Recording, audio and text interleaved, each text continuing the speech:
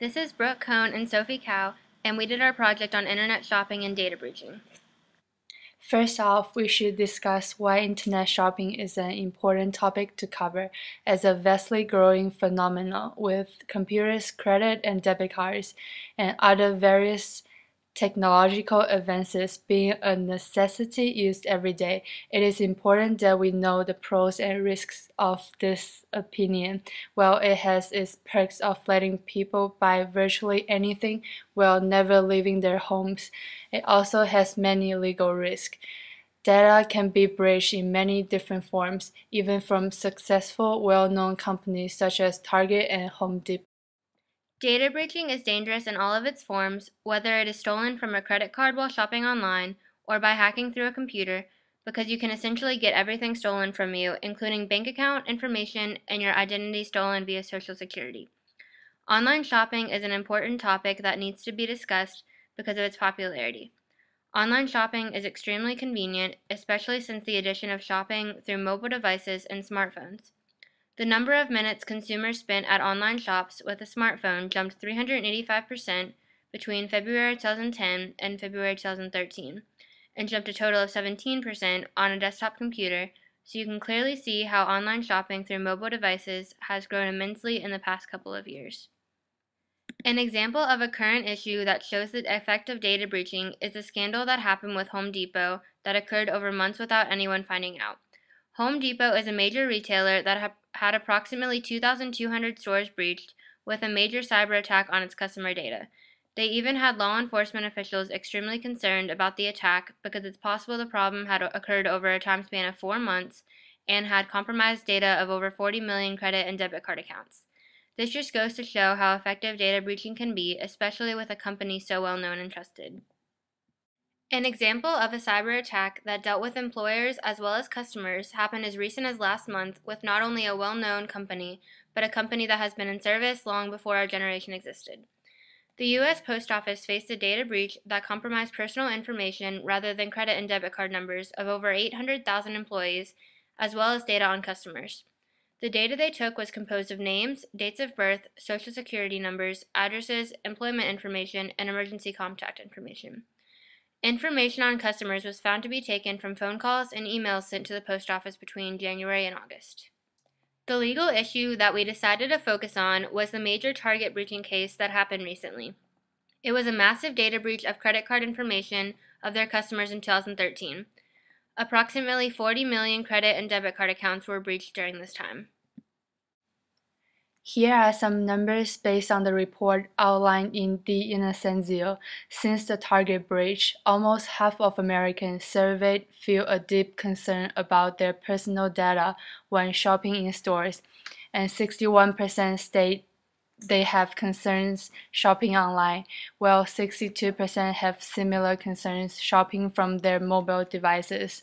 However, a mere 37% have decided to make their purchases with cash rather than a credit card, and only 41% have even followed through with checking their credit report. Even more alarming is the fact that much fewer consumers are reacting by changing their passwords or even signing up for credit monitoring. We can see with this evidence that consumers are clearly apathetic when it comes to any further personal responsibility following a data breach. The breach involved nearly all of Target's 1,797 stores in the United States.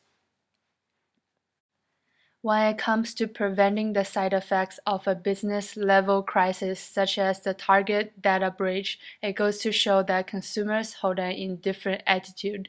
But this is good for the affected business in continuing a long-term consumer relationship, because more than likely people who shop at Target will continue to do so.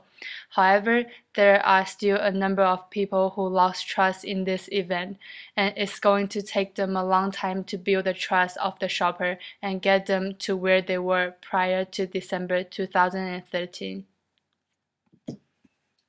The cost of data breach totaled in $148 million in the second quarter, and Target continues to struggle. There was a discussion concerning the need for tougher security standards. suggested by the National Retail Federation. In January 2014, Target announced it will offer a year of free credit screening services to any customers who believe their data may have been compromised by the attack. This act could calm the consumers who were anxious about their important personal and credit card information. Also, the reform of newly released high-security cards, known as chip and PIN payment cards, can better secure the privacy of buyer and prevent data breach. Compared to its existing magnetic stripe system, it contains computer chips and additionally requires consumers to enter a PIN number for authorization. The National Retail Federation is encouraging its members, which include Target, to upgrade to the higher security cards despite the higher cost relative to the magnetic stripe system. The statistics on data breaching and online shopping hacks are especially mind-blowing. There were approximately 1.5 million monitored cyber attacks in the United States just during the year 2013. As much of a blow it takes to consumers, it takes a gigantic blow to corporations of all sizes, and they are so common that companies' security systems are breached on average 16,856 times per year. Not only does this put the company at a small loss, but often it can result in a lot of lost revenue and productivity and give the company a bad reputation. The consequences can be extremely harsh, so there are a ton of risks with security breaching, and companies have to be extremely careful with their important data. The statistics are growing too. While 43% of companies experienced a data breach in the past year, a 10% increase from the previous year. In the United States, there is no single comprehensive national law regulating the collection and use of personal data. However, there are many laws at state level that regulate the collection and use of personal data, and the number grows each year. There are already many existing federal privacy-related laws. Some apply to particular categories of information, such as financial or health information or electronic communications. Others apply to activities that use personal information, such as commercial email. The Federal Trade Commission Act is a federal consumer protection law that prohibits unfair practices and has been applied to online and offline privacy and data security policies. The FTC has brought many enforcement actions against companies failing to comply with posted privacy policies, and for the unauthorized disclosure of personal data. Most states have enacted some form of privacy legislation, especially California, which have enacted multiple privacy laws. California was also the first state to enact a security breach notification law. As of March 2014, 46 states, as well as the District of Columbia, Puerto Rico, and the U.S. Virgin Islands, all have enacted laws requiring notification of security breaches involving personal information. As the development of modern technology grows, we hardly ever question how this development can lead to privacy issues, and it also proves that there are flaws in the original magnetic stripe system. We see breaches across all sizes of companies, and Target's massive credit card data breach is just one of them. And even the Facebook apps have also been uncovered with privacy breach. A lesson we can learn from this case is that consumer protection needs to be valued. Although the Target data breach negatively impacted both Target and its buyers, it can be taken as a good or bad thing because it will strengthen the system and prevent the company from future theft.